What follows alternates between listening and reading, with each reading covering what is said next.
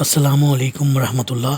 سورہ نساء مدنی صورت 5ویں سپارے کا دوسرا رکوع، آیت نمبر 30 سے 31۔ اعوذ باللہ من الشیطان الرجیم، بسم اللہ الرحمن الرحیم۔ وَمَن يَفْعَلْ ذَلِكَ عُدْوَانًا وَظُلْمًا فَسَوْفَ نُصْلِيهِ نَارًا وَكَانَ ذَلِكَ عَلَى اللَّهِ يَسِيرًا۔ اور جو شخص ازراہ ظلم و زیادتی ایسے کام کرے گا، ہم جلد ہی اسے دوزخ میں ڈال دیں گے، اور اللہ کے لیے یہ بہت آسان ہے۔ جی، یہاں ایسے کام سے مراد وہ تمام اوامر اور نواہی ہیں جن کا ذکر اس صورت کی ابتدا سے چلا آ رہا ہے، اور ازراہ ظلم و زیادتی سے مراد یہ ہے کہ جو شخص ازراہ معصیت اور تکبر، اللہ کے اوامر اور نواہی کی پرواہ نہ کرے اور گناہوں کا ارتکاب کرتا جائے، اس کی سزا دوزخ ہی ہو سکتی ہے۔ ان تجتنبوا کبائر ما تنہون عنہ نکفر عنکم سیئاتکم وندخلکم مدخلا کریما۔ جن بڑے بڑے گناہ کے کاموں سے تمہیں منع کیا گیا ہے، اگر تم ان سے بچتے رہے تو ہم تمہاری چھوٹی موٹی برائیوں کو تمہارے حساب سے محو کر دیں گے اور تمہیں عزت کی جگہ داخل کریں گے۔ جی، کبیرہ گناہ کون کون سے ہوتے ہیں؟ ابو ہریرہ رضی اللہ تعالیٰ عنہ کہتے ہیں کہ آپ صلی اللہ علیہ وآلہ وسلم نے فرمایا، 7 ہلاک کرنے والے گناہوں سے بچو۔ صحابہ نے پوچھا، یا رسول اللہ صلی اللہ علیہ وآلہ وسلم، وہ کون کون سے ہیں؟ فرمایا، اللہ کے ساتھ شرک، جادو، ایسی جان کو ناحق قتل کرنا جسے اللہ نے حرام قرار دیا ہے، سود، یتیم کا مال کھانا، میدان جنگ سے فرار، پاک باز بولی بالی مومن عورتوں پر تہمت لگانا۔ عبداللہ بن مسعود رضی اللہ تعالیٰ عنہ کہتے ہیں کہ میں نے رسول اللہ صلی اللہ علیہ وآلہ وسلم سے پوچھا، اللہ کے نزدیک کون سا گناہ بڑا ہے؟ فرمایا، یہ کہ تو کسی اور کو اللہ کے برابر کر دے، حالانکہ اللہ ہی نے تجھے پیدا کیا۔ میں نے عرض کیا، یہ تو واقعی بڑا گناہ ہے، اس کے بعد کون سا گناہ بڑا ہے؟ فرمایا، تو اولاد کو اس ڈر سے مار ڈالے کہ اسے کھلانا پڑے گا۔ میں نے پوچھا، پھر کون سا گناہ بڑا ہے؟ فرمایا، یہ کہ تو ہمسایہ کی بیوی سے زنا کرے۔ انس بن مالک رضی اللہ تعالیٰ عنہ کہتے ہیں کہ رسول اللہ صلی اللہ علیہ وآلہ وسلم نے کبیرہ گناہوں کا ذکر کیا تو فرمایا، بڑے گناہ یہ ہیں: اللہ کے ساتھ شرک کرنا، ناحق خون کرنا، والدین کو ستانا۔ پھر فرمایا، کیا میں تمہیں بڑے سے بڑا گناہ نہ بتاؤں؟ قول الزور، جھوٹ کو ہیرا پھیری سے سچ بتانا یا ایسی ہی جھوٹی گواہی دینا۔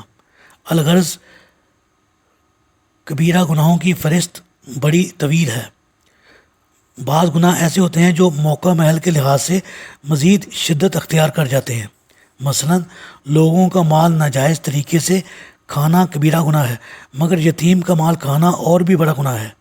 یا داؤ فریب سے مال بیچنا گناہ ہے، مگر جھوٹی قسم کھا کر مال بیچنا اور بڑا گناہ بن جاتا ہے۔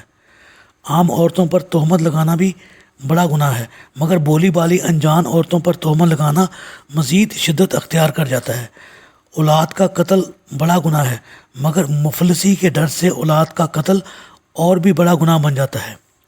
اسی طرح زنا ایک کبیرہ گناہ ہے، مگر جب یہ زنا اپنی ماں، بیٹی، بہن یا دیگر محرمات سے کیا جائے تو گناہ مزید شدید ہو جائے گا۔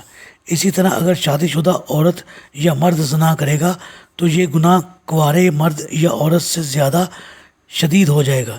ایسے ہی ہمسایہ کی بیوی سے زنا کرنا کسی دوسری عورت سے زنا کرنے کی بنسبت شدید ہوگا، یا بوڑھے آدمی کا زنا کرنا جوان آدمی کے زنا کرنے کی بنسبت زیادہ شدید ہوگا، اور اگر بوڑھا زانی اپنے ہمسایہ کی بیوی سے زنا کرے تو کسی دوسری عورت سے زنا کرنے کی بنسبت اس کا گناہ 3 گنا بڑھ جائے گا۔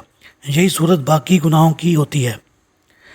کسی چھوٹے گناہ کو حقیر سمجھتے ہوئے اسے مسلسل کرتے جانا بھی اسے کبیرہ گناہ بنا دیتا ہے۔